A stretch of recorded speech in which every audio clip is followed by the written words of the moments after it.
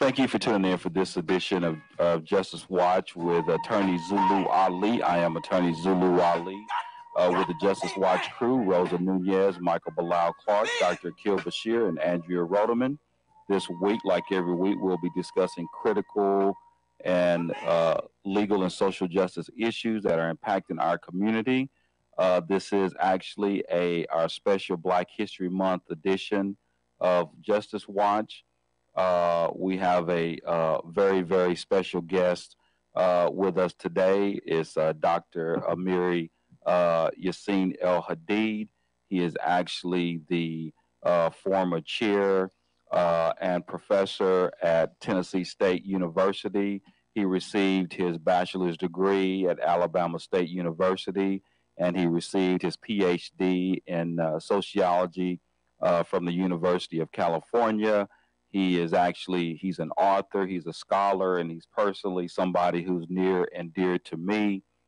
He's actually my mentor, and I always said that I received my education as a student, and I continue to grow and learn from him today. And all of my other schooling was just a training to me, and he basically laced me spiritually and mentally. And as I said the last time, you're going to learn something today, for sure. So thank you for joining us again today, Dr. El Hadid. Is he on? Yes, I'm here. Okay. Sorry about that. Okay. So anyway, again, thank you for joining us. Okay. Thank you, brother. Yeah. And basically, we're going to focus today on the legacy of Malcolm X. Actually, our topic is the Black History Month and the legacy of Malcolm X.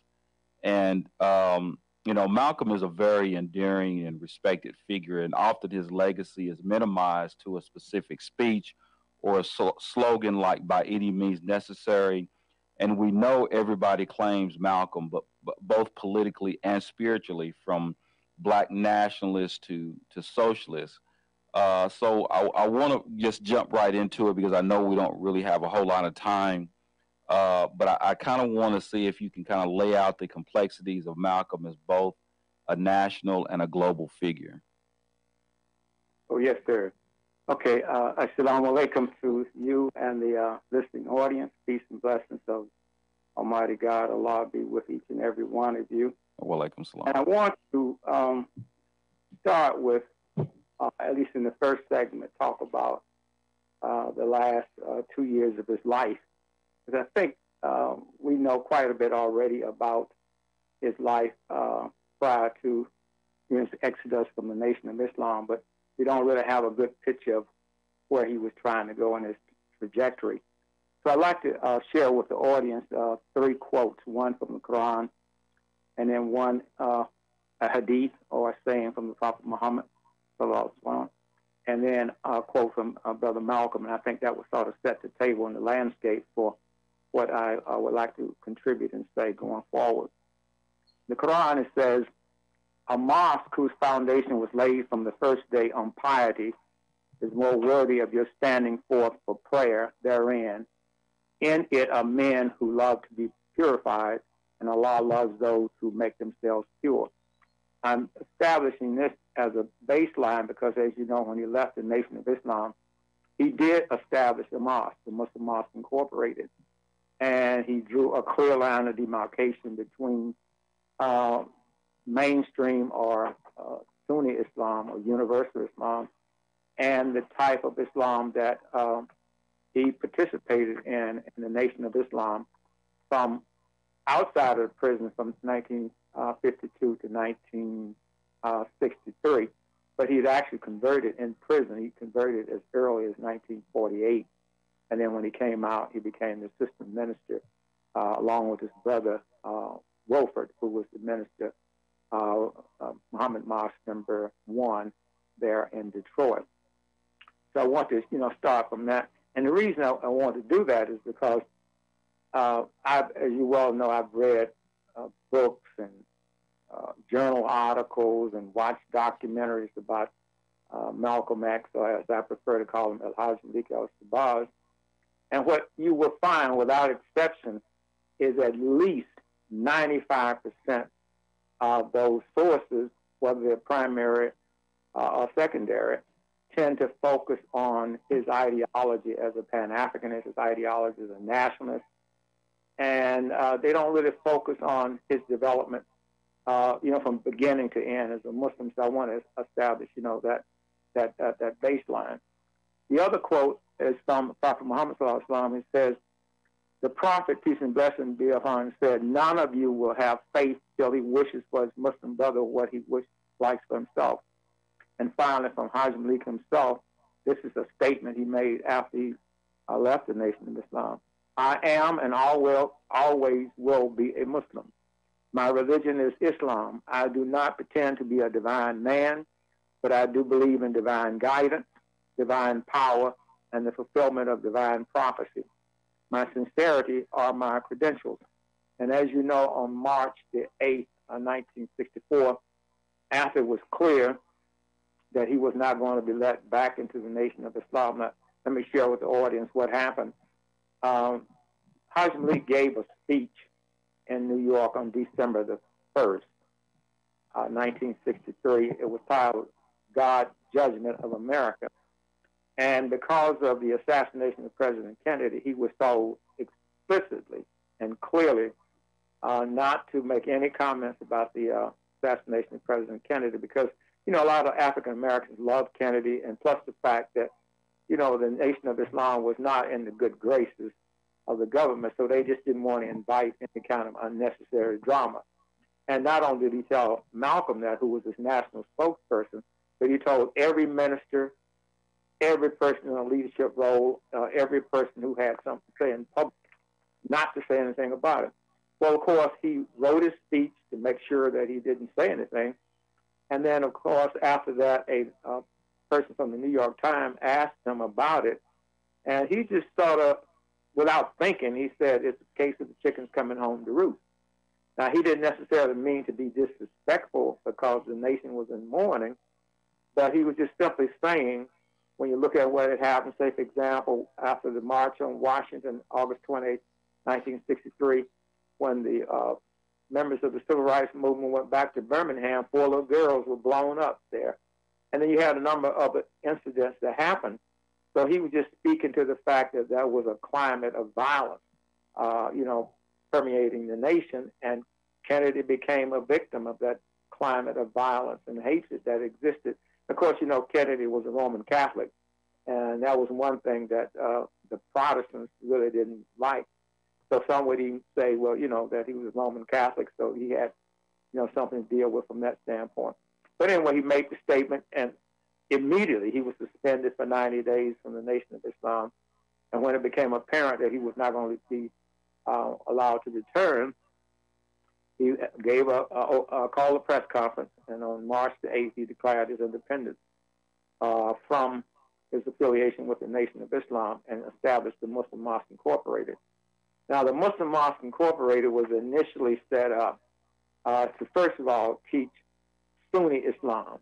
Some people might say, Orthodox or mainstream Islam, which is quite different from the teachings of the Nation of Islam. The Nation of Islam has a very strong black nationalist flavor, and there are some beliefs that are not consistent with the universal beliefs of Islam, which are bearing witness there's no God but Allah, Muhammad is last and final messenger, praying 5 times a day, regular charity, fasting during the month of Ramadan. And this year, Ramadan is going to start on the 4th of April. And then, of course, making the pilgrimage to Mecca, which he did make. So he wanted to establish that type of Islam. Now, of course, from his 12 years of experience inside the Nation of Islam, he realized that the Nation of Islam did have the right program, but it didn't have the right, theology. And he wanted to change the theology, but maintain many of the programmatic things, such as, economic self-reliance. And they had sort of a 3-step program. And that 3-step program was, wake the people up to knowledge of self and kind, wake them up to their humanity. Secondly, clean them up in terms of their vices.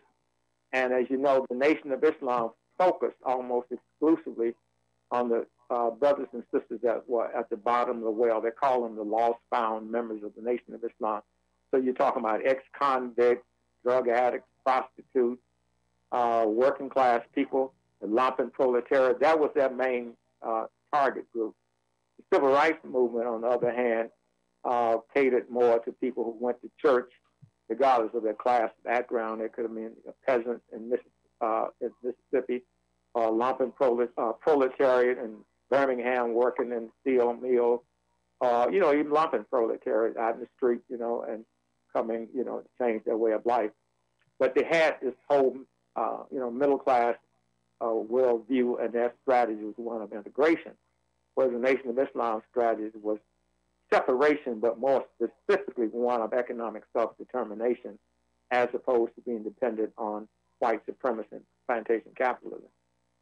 Okay, so once he left, then the next thing he had to do was to establish some legitimacy for the new mosque, because in the beginning, very few mainstream Muslims thought that the members of the Nation of Islam were legitimate Muslims. So then he went to the Islamic Center in New York. He attended the Jummah, and he actually took the Shahada at the hands of Dr. Mahmoud Shawabi and also El Hajj Jab. Sam Jabba. We're getting ready to cut away. Yeah, we're actually getting ready to go to a commercial break. Okay, but I'll stop you. Okay, please do not touch that dial. We'll be back on the other side of the break with Justice Watch. Got to get back. Need some get back. Do you have a great idea for a radio show but have no idea where to start? Or have you been hosting a podcast for a while and want to take it to the next level? If so, you need the Gab Radio Network. To host a show on the Gab Radio Network, all you need is your voice, and we'll handle the rest. From technical engineering to full-service audio production and much more. Every show on the Gab Radio Network can be heard on our station on the TuneIn Radio app. Plus, we put all of our shows on our satellite, which is accessed by over 5,500 stations. And here's the best part. You can host from anywhere you want. There are many means to connect to the Gab Radio Network remotely, and our staff of highly trained engineers and producers will make you sound like you're right here in studio. So, if you want to be on the Gab Radio Network, the same network that hosts the Small Business Advocate, Radio MD, and The Federalist, send an email right now to sales@gabradionetwork.com. That's sales@gabradionetwork.com. Nubian Pictures presents a CCM Films production documentary entitled Purpose and Freedom. Keep your hand on the plow. This emotional and strong documentary tells the story of African-American lawyer Zulu Ali seeking justice and his purpose as a lawyer while crossing paths with Araceli, an undocumented immigrant from Mexico who is seeking her freedom. Together, they help discover their purpose and freedom in each other. Watch this incredible film today from iTunes Movies, YouTube Movies, Amazon Prime, and Google Play Movies. Learn about the cast and crew, links to purchase, and more at purposeandfreedommovie.com. Purpose and Freedom. Keep your hand on the plow. Available now. Rated G. I did not feel safe. That's why I decided to come to California, because I didn't feel safe in Mexico. It's kind of like the system, and if you go outside the system, then it becomes a struggle. Are you an immigrant seeking defense representation and are looking to protect your rights? Or maybe someone who is experiencing an injustice or discrimination and need a lawyer you can trust? Well, that's exactly why you need the help of award-winning trial lawyer Zulu Ali. The law offices of Zulu Ali provides immigration defense representation for those seeking justice and looking to protect their rights. If you or a loved one needs professional legal advice and representation, then contact Zulu Ali. Zulu Ali's firm focuses on criminal law, family law, civil and personal injury, and international law. Zulu Ali is a former police officer and U.S. Marine, so you know you're in good hands. Serving all of California and immigration cases nationwide, representing victims and suspects at the International Criminal Court at The Hague. Call Zulu Ali today at 888-682-3049 or visit ZuluAliLaw.com.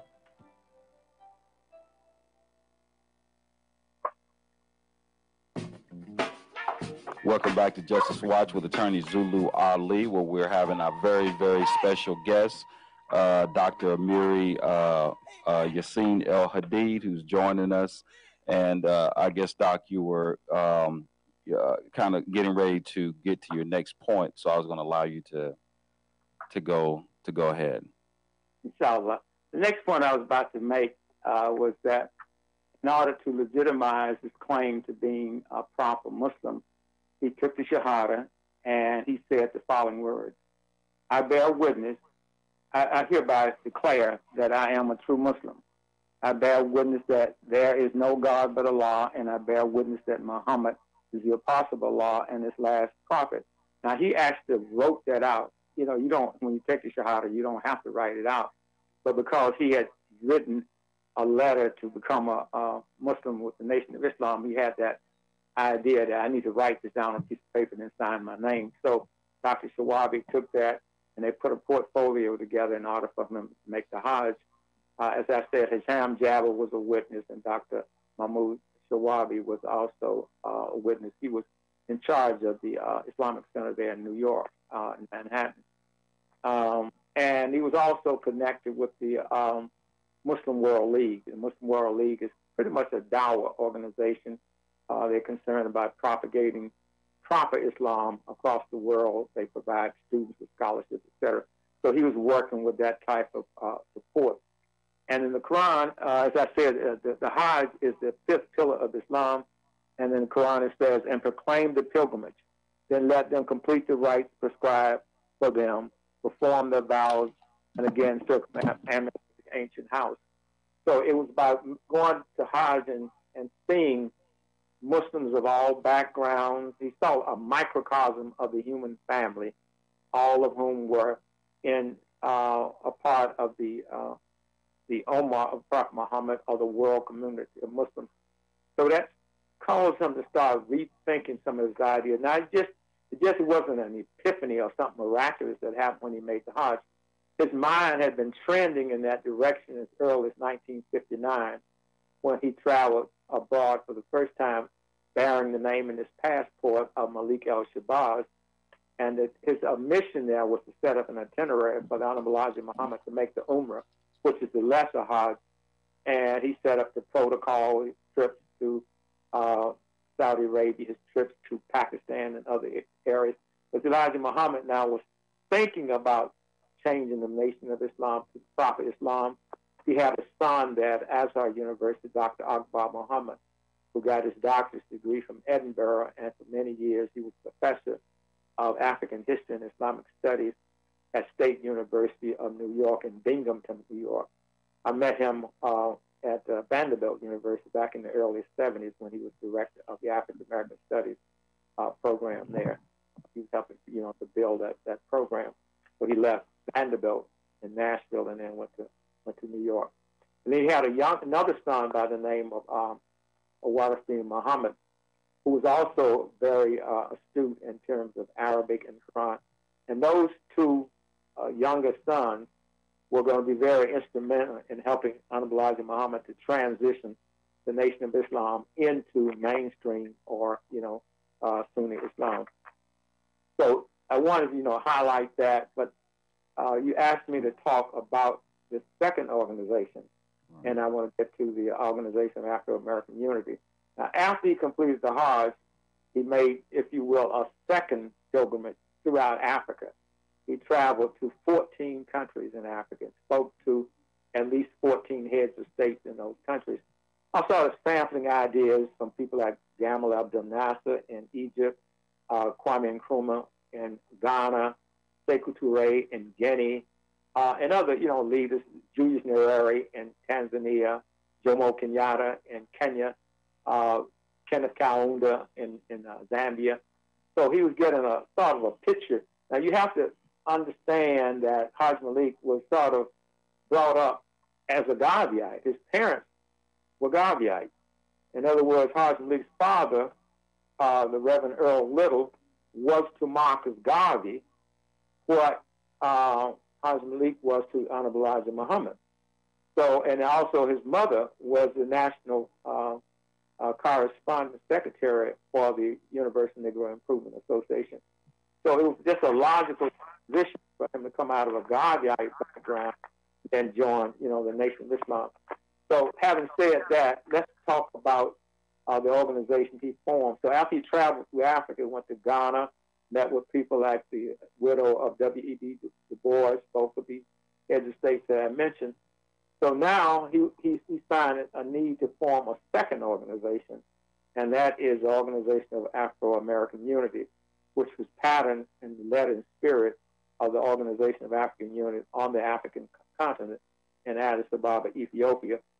Now, in this scenario here, there were a lot of people who wanted to be a part of the new movement that he was developing, but they didn't want to take Shahada and be Muslim, because many of them had the image of Islam as a nation of Islam, and they didn't want that. They were satisfied with Christianity, or they were satisfied with being socialist, or satisfied with being black nationals or Pan-African, and they didn't want any parts of somebody else's religion as such. So he figured that in order to create a united front, so he could link up the movement, the human rights movement that he was developing, with the civil rights movement, then he had to form another human rights organization, which was the Organization of Afro-American Unity. And some of the people who were founders of A. Peter Bailey, Dr. John Henry Clark, Sidney Poitier, Harry Belafonte, Ruby Dee, and Ozzie Davis. So he was able to attract a lot of celebrities and intellectuals. Of course, he was operating, there in Harlem, New York, and he's working with those individuals, those people. So then, of course, once he formed that organization, then he started building it, and he decided that he would make a second trip to Africa. This time, when he made the trip to Africa, the idea was to go there and be a part of an ingathering of African heads of state in Cairo, Egypt, and also the ingathering of leaders of the various liberation movements in various parts of Africa. Now, in 1964, 65, you did have a significant number of African countries that were independent. This time, Kenya was independent, Egypt was independent, Ghana was independent, but you had countries like in the southern part of Africa that were still fighting liberation fights, like in South Africa, Zimbabwe, Mozambique, Namibia, and countries like that. But a significant number of countries in West Africa had become independent, especially Anglophone Africa and Francophone Africa. But there were still, struggles for national liberation, that were still going on.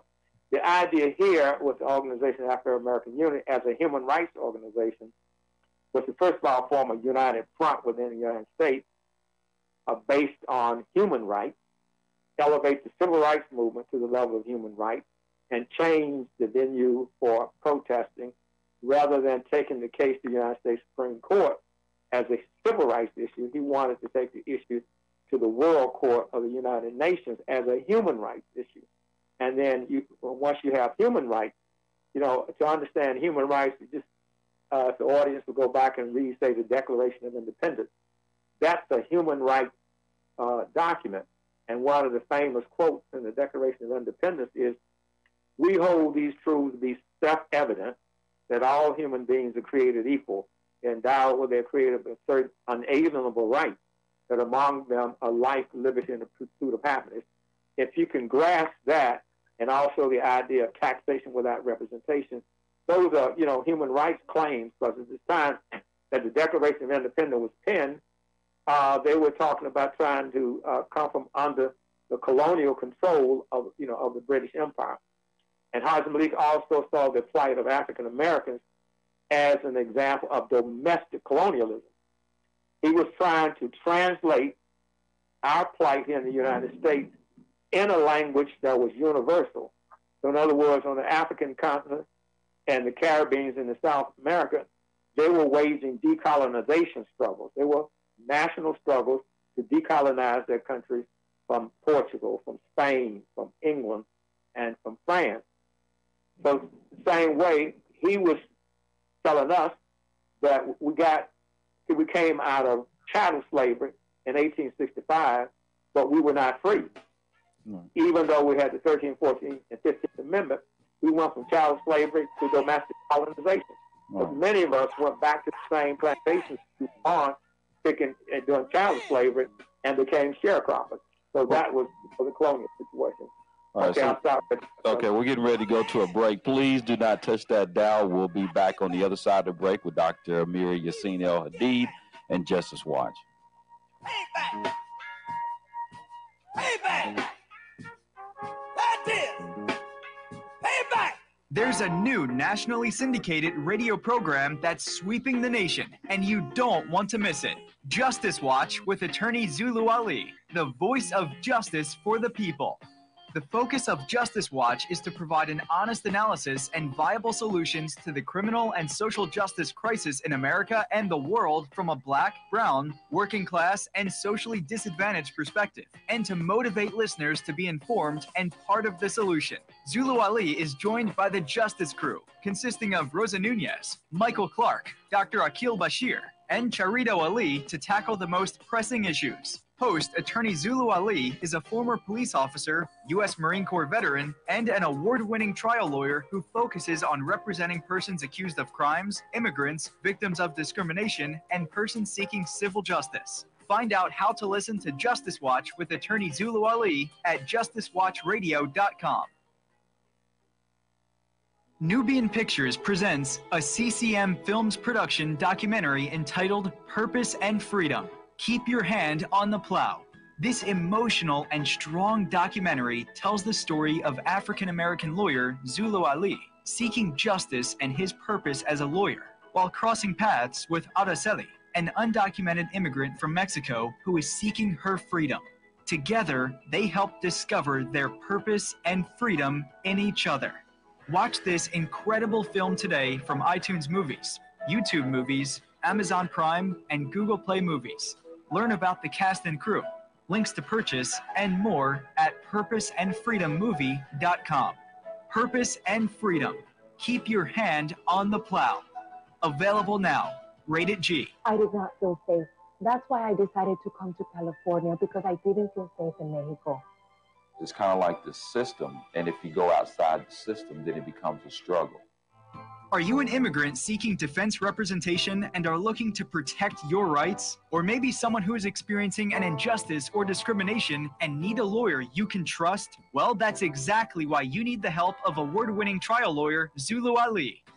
The law offices of Zulu Ali provides immigration defense representation for those seeking justice and looking to protect their rights. If you or a loved one needs professional legal advice and representation, then contact Zulu Ali. Zulu Ali's firm focuses on criminal law, family law, civil and personal injury, and international law. Zulu Ali is a former police officer and U.S. Marine, so you know you're in good hands, serving all of California and immigration cases nationwide, representing victims and suspects at the International Criminal Court at The Hague. Call Zulu Ali today at 888-682-3049 or visit ZuluAliLaw.com.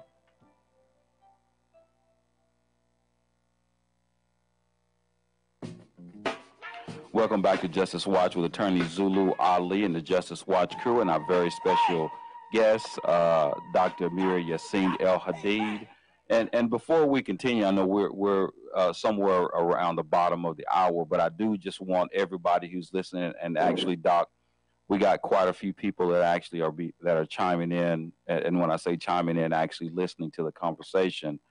Both on air and in social media. But I do want to remind everyone that we're listening to, as far as I'm concerned, he's the foremost scholar on Malcolm X, El Hajj Malik El Shabazz. And just so I can remind everybody that, Dr. El Hadid is the founder and first chairperson of the African Studies Department at Tennessee State University.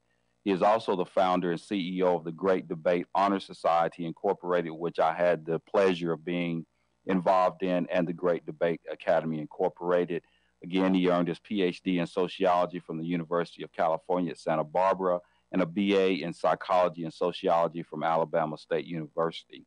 He co-authored Between Cross and Crescent, Christian and Muslim Perspectives on Malcolm and Martin with Dr. Lewis V. Baldwin, who is a professor at Vanderbilt, and Dr. El Hadid also served as president and member of the editorial board of the Association of Social and Behavioral Scientists Incorporated. He is a member of the National Council for Black Studies Incorporated and the Association for the Study of Classical African Civilizations Incorporated. Dr. Hadid is a principal organizer of the annual Africana Muslim conferences during African American History Month in Nashville, Tennessee. So we got a heavy hitter. So at any rate, and I'm sorry about that, Doc, but I just wanted to make sure that everybody understood, your background. I know we touched on it at the very beginning, but I just want to reiterate, your expertise and your background. Okay. We got a thunderstorm going on here in Nashville. Can you hear that in the background? Or I can't, Doc. I can't. You don't hear it? I don't hear it. Oh, that's good. That's good. Okay. Okay. So anyway, so you can just go ahead and start, I guess, where you left off, because I know that and just so that everybody gets an opportunity to understand that you will get an opportunity to ask Doc some questions, after this next segment. But at any rate, I kind of want you, if you can, just continue where you left off. Okay, well, I'll shorten this a bit so we'll get a chance to start questions in the third segment. But I want to quote another quote from Hajj Malik. He says, "The Quran compels the Muslim world to take a stand on the side of those whose human rights are being violated, no matter what the religious persuasion of the victim is. Islam is a religion which concerns itself with the human rights of all mankind, despite race, color, or creed. It recognizes everyone, as part of one human family." And I want to keep on that baseline because I want the audience to understand that Hajj Malik was first and foremost a Muslim. He was a Muslim to the bone, to the soul. And his Pan-Africanism was sort of secondary to that. What was driving his personality, his worldview, his core values, his core beliefs, his thinking, it was Islam, the Quran and the Sunnah of Prophet Muhammad. So he sort of, after he left the Nation of Islam, because of the fact that he had attacked so many non-Muslims, especially those in the civil rights establishment, they were a little jaded on him, and they were thinking, well, we don't want to deal with him because, he was really hard on us when he was Nation of Islam, but now he claims that he's an international universal Muslim. We're just going to have to take a wait-and-see attitude about it. And so, he was trying to turn the corner and really present himself as a humanitarian rather than a zealot or somebody who was sort of like fanatical about one point of view. He became more open-minded. And one thing he said when he left the Nation of Islam, he said, in talking to a group of young people, he said, one of the first things that young people should learn to do is how to think for yourself. He said, once you form the habit of thinking, if you don't have the habit of thinking for yourself, you'll be going west when you think you're going east, and you'll be going east when you think you're going west. So he was just sort of saying that he learned a hard lesson because he participated in a movement where he had blind faith in a charismatic leader. And he just never thought that charismatic leader was going to disappoint him. And as it turned out, that charismatic leader did disappoint him. So he was saying to young people, reserve your right for critical thinking and thinking for yourself. Now, when we go back to the Organization of Afro-American Unity, it was indeed a human rights organization, and they had formulated a petition to take to the United Nations and asking the United Nations to give African Americans relief from the level of tyranny and violence that was taking place at that time. And for example, when the people in the civil rights movement were marching in Birmingham, they turned the dogs on them, fire hoses. And not only was that going on, lynchings were going on, and all the people were trying to do was get basic civil rights, and they were also struggling to register to vote and exercise their right to vote. As we pointed out earlier, after slavery, we were given the 15th Amendment, which should have given us the right to vote. And then we're given the 13th Amendment, the freedom. And then the 14th Amendment should have been our citizenship. But we're coming, as Martin Luther King said in the March on Washington, 100 years later, after the Declaration of Independence, after the Civil War, in 63, 64, we still did not have the same human rights or civil rights that the average white American had, regardless of whether they were poor, rich, or working class or middle class. We wouldn't have those rights, White Americans had white privilege, and they were the ones that benefited from those segregated areas of public accommodations, whether it was restaurants, colleges, schools, cemeteries, any areas of public accommodation, transportation. They were a privileged group. Got on a bus, we had to go to the back of the bus. We had our own restroom. We had to drink from a colored water fountain.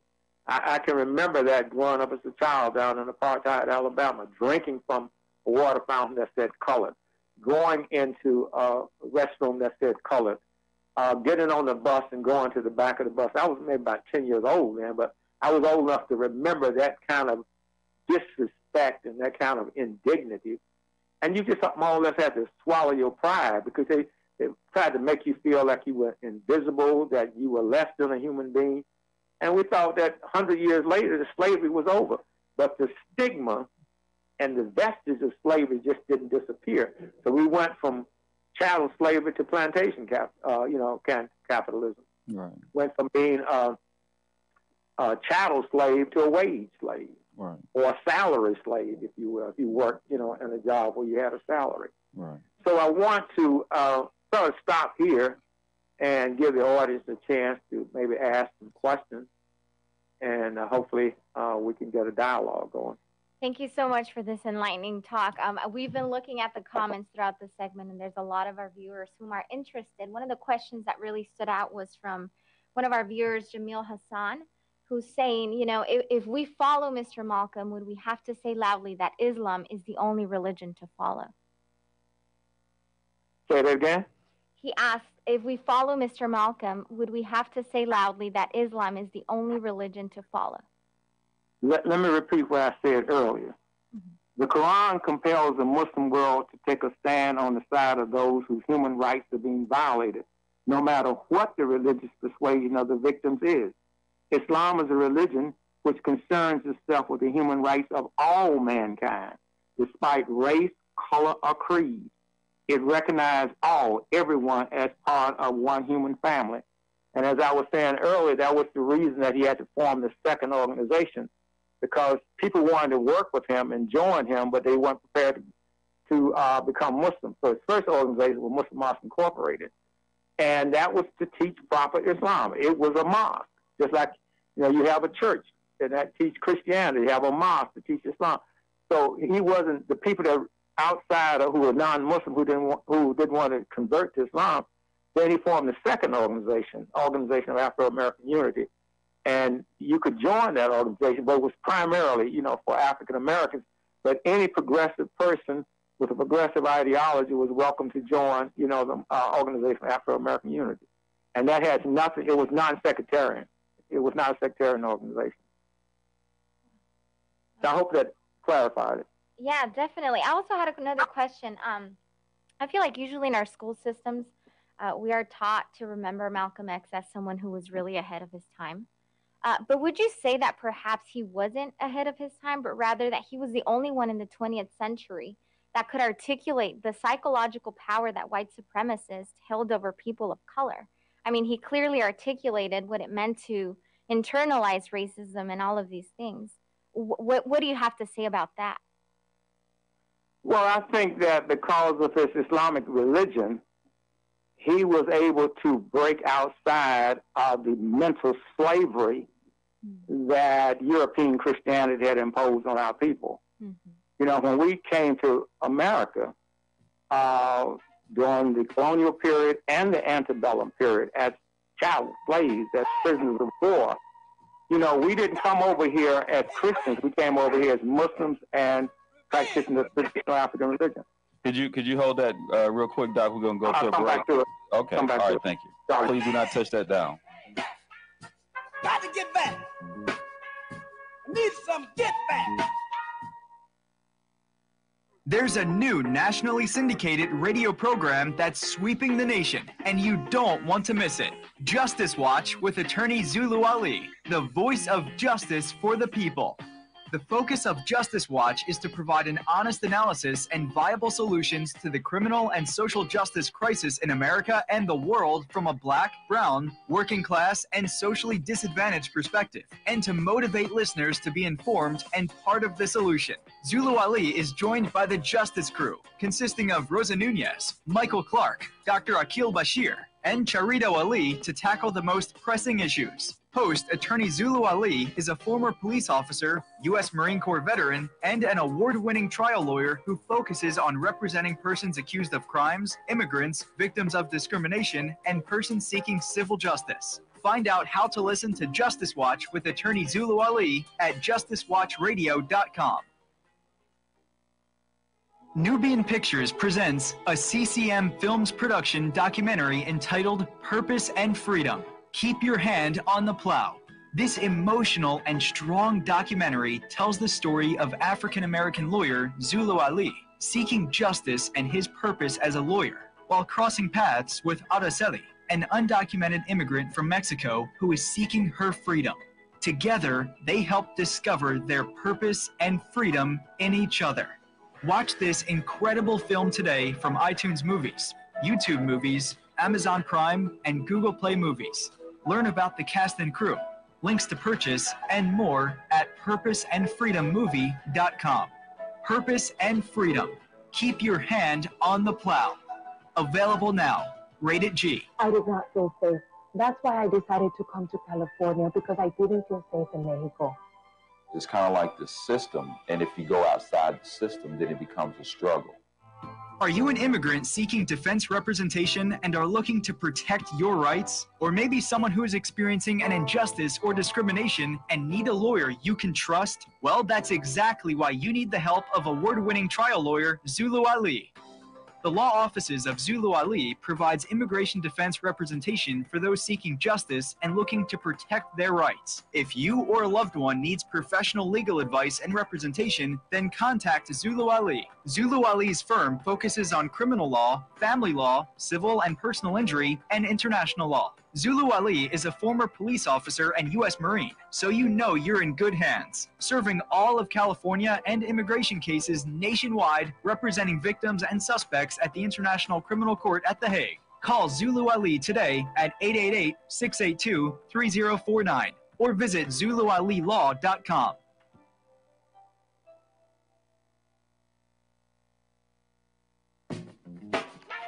Welcome back to Justice Watch with attorney Zulu Ali and the Justice Watch crew and our very, very special guest, Dr. Amiri Yassin El-Hadid, and our discussion on the legacy of Malcolm X.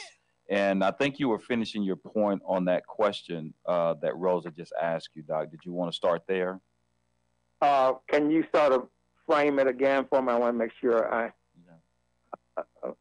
did give an answer, but I just want to make sure that was. Yeah, I think you did. Because I think the real answer, that one was talking about, as far as, do you have to be a Muslim? Yeah, exactly. And I think that you hit on the fact of his whole idea. And I don't want to take up too much time, Doc, because I'm telling you, you just don't know. We got a lot of questions. I mean, you really did. And honestly, since we've had this show, we've got more questions today than we've ever had.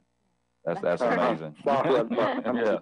But at any rate, because I kind of want to, and that was kind of the interesting part is we all, we know that Malcolm kind of is a figure that people kind of mold into what they want him to be at this point. And as we talk about whether he was a nationalist, and you hit on the fact that he was a Muslim to the core, and the fact that he organized a Muslim Mosque Incorporated, as well as the Organization of African American Unity, which was focusing on the fact that there were other individuals that he wanted to be involved with or get involved with that may not necessarily relate to the Islamic piece. And what comes to mind when you talk about that is when Spike was doing the movie. And, you had Malcolm that was sitting on, I could just see it now, he's sitting on the arm of his couch, and he's watching, you know, all the things that were going on, the brutality that was going on in the South. Yeah. And he also mentioned, even at that point, how he wanted to get involved with, you know, people in the South that were going through what they were going through. But because of the restraints that he had, because he had to fall within, you know, the alignment of his, of the nation, that he wasn't necessarily able to do that. So, I mean, and I think that that's something that people have to understand about Malcolm, was that we always think that all of a sudden just a light came up in his head. Mm-hmm. But, you know, we also know that he was, you know, he was coming, even though it wasn't like he just went to the Hajj and just decided to become, you know, he knew what being a Muslim was like. We know that he had actually, didn't he go to Mecca earlier to prepare for Umrah for, if I'm not mistaken, was it Elijah Muhammad, even before he actually even went to Hajj? Is that correct? Well, I've heard two versions of the story. One version said he didn't go because he didn't want to be the first one from the Nation of Islam to go to Mecca and upstage his leader. Now, I think he did go into Jeddah. You and I have both made the Hajj. Right. And that's not going into Mecca. Jeddah is where you stop, and then people make sure your credentials are in order, and then you can go and make the Hajj, you know, in terms of the sacred precincts, Mecca and Medina. So I think he went to Jeddah. He did not go into Mecca or Medina.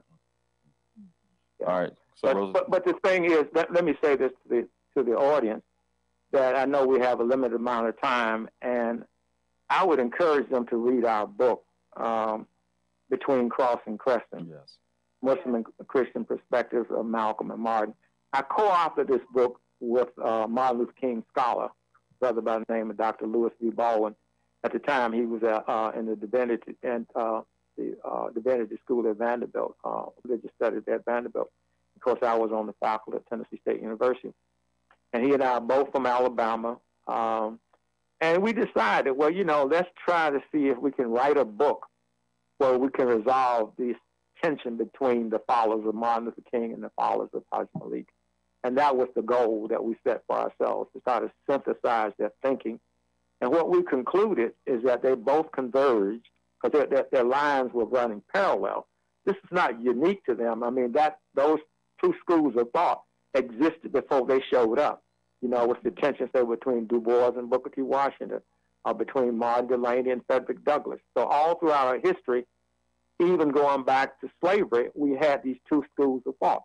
One group wanted to assimilate or integrate, which was the Martin Luther King school, and another group wanted to separate or repatriate, you know, back to Africa in terms of self-determination. So Martin and Malcolm sort of represented the highest development of those schools of thought that had been evolving as early as 1850.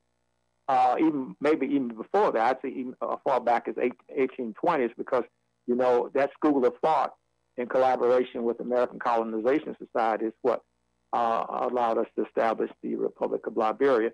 But I think the point I was talking about before we stopped was the fact that Hajj Malik's mind was free of the fetters of religious slavery or psychological slavery. And Islam gave him the ability to free his mind of mental slavery. Because the point I was making before we went on the break was, when we came over here, none of us were Christians. And as a matter of fact, the plantation owners did not want us in Christianity, because they figured that if we got into Christianity, we were not going to be limited to reading the New Testament. We were going to go into the Old Testament and identify with Moses and his struggle to bring the Hebrews out of Egypt. And they also put us in a situation where we couldn't, you know, read and write. If you can't read and write, that means your mind is not free, right? And so when we came over here, 25% of us practice Islam. That is, those are from Central Africa and West Africa.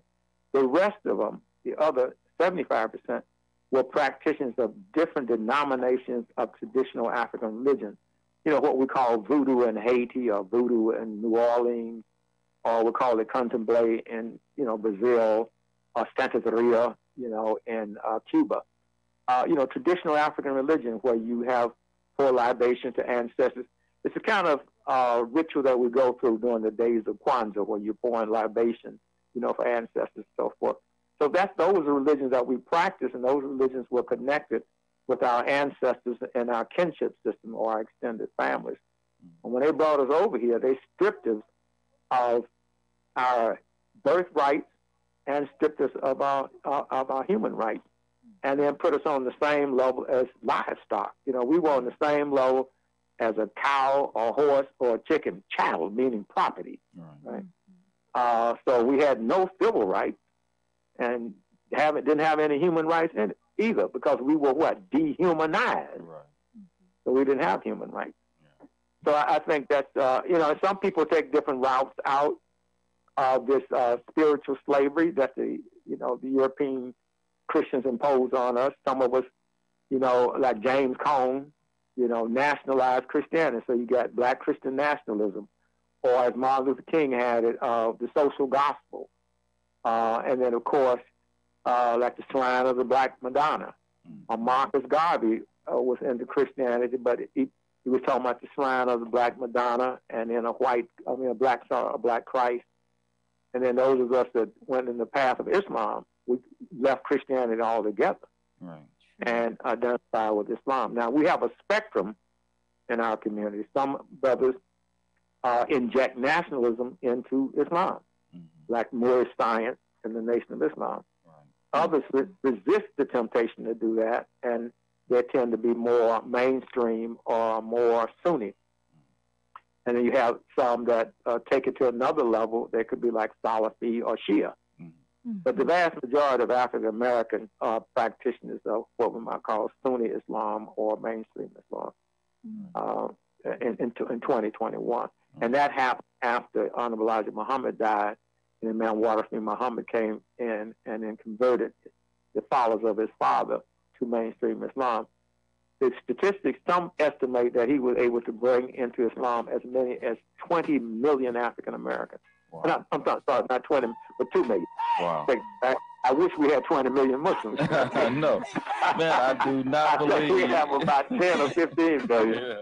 Man, I wish we running out of time. I cannot believe that. Please, Doc, come back, because we've got like a slew of questions here that we wasn't able to get to, and like I said, I mean, on our social media site, we've got more people chiming in today than we've ever had, right? Mm-hmm, that's correct. Unbelievable, man. We'll appreciate that. I can come back. Okay. But you want me to come back next Sunday or another day? We can come back next Sunday if you want to. Okay, we can follow up. Okay, and let me apologize to you. We'll come back next Sunday. We'll just make 100% almost Q&A. Okay. I just give an opening statement the first segment, and we'll do Q&A out.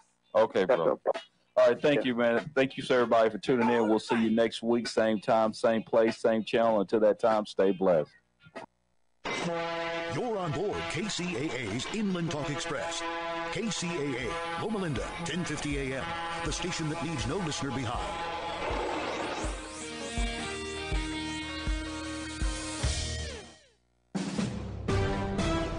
NBC News Radio, I'm Chris Coraggio. Police say the suspect in Saturday's deadly mass shooting in Southern California is dead. Authorities say the 72-year-old suspect shot and killed himself inside a white van that was the subject of an armed standoff with police in Torrance on Sunday. This after 10 people were killed in Monterey Park as the gunman opened fire near a Lunar New Year celebration at a dance studio. A drive-by shooting in Shreveport, Louisiana, has left at least 6 people wounded, including 4 children. The shooting took place this afternoon in a residential neighborhood. Police Chief Wayne Smith says somebody drove down the street and opened fire on a house. The condition of the shooting victims is not yet known, and police have not yet released suspect information. One House Republican is calling President Biden a serial classified document hoarder. What's amazing about all this is it takes us to the question of why were these documents here? Some of these go back to his Senate time. Appearing on CBS's Face the Nation, Ohio Representative Mike Turner questioned if Biden showed the documents to